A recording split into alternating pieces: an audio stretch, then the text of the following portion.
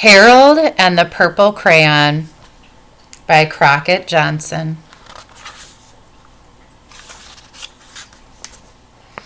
One evening, after thinking it over for some time, Harold decided to go for a walk in the moonlight.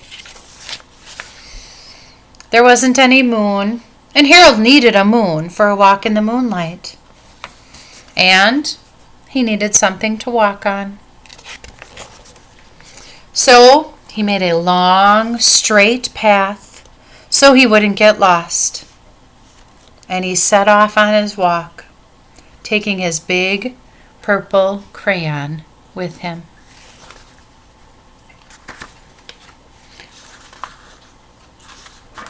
But he didn't seem to be getting anywhere on that long, straight path. So he left the path for a shortcut across the field, and the moon went with him. The shortcut led right to where Harold thought a forest ought to be. He didn't want to get lost in the woods, so he made a very small forest with just one tree in it. It turned out to be an apple tree. The apples would be very tasty, Harold thought, when they got red. So he put a frightening dragon under the tree to guard the apples. It was a terribly frightening dragon. It even frightened Harold. He backed away. His hand holding the purple crayon shook. Ooh, look at that. What do you think it's going to be? Suddenly, he realized what was happening. But by then, Harold was over his head in an ocean. So he came up, thinking fast. And in no time, he was climbing aboard a trim little boat. He quickly set sail, and the moon sailed along with him. After he had sailed long enough, Harold made land without much trouble. He stepped ashore on the beach, wondering where he was. The sandy beach reminded Harold of picnics, and the thought of picnics made him hungry.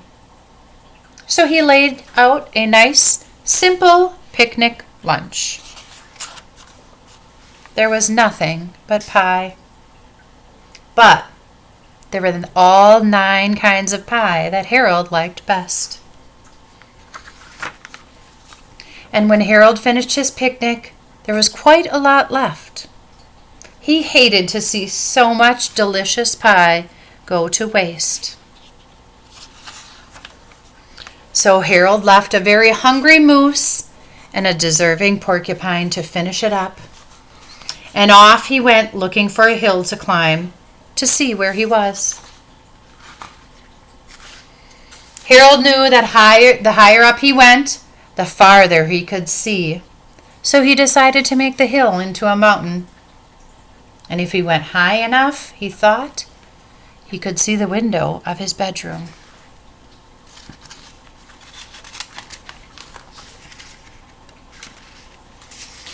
He was tired, and he felt that he ought to go to bed. He hoped he could see his bedroom window from the top of the mountain.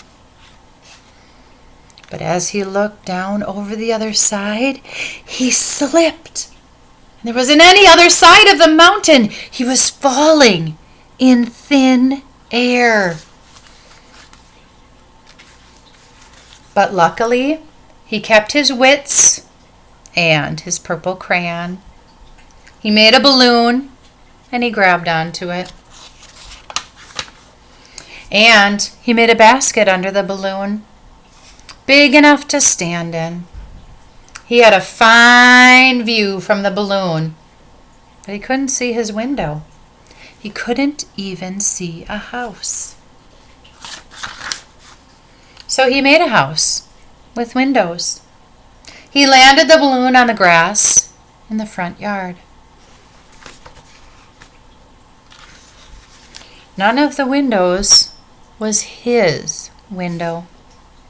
He tried to think about where his window ought to be. He made some more windows, and he made a big building full of windows.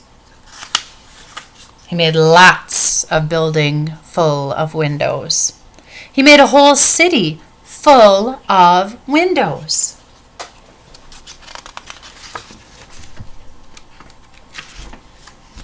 But none of the windows was his window. He couldn't think where it might be. He decided to ask a policeman. The policeman pointed the way that Harold was going anyway, but Harold thanked him. And he walked along with the moon, wishing he was in his room and in bed. Then, suddenly, Harold remembered. He remembered where his bedroom window was when there was a moon. It was always right around the moon. And then Harold made his bed. He got in it, and he drew up the covers. And the purple crayon dropped on the floor as Harold dropped off to sleep.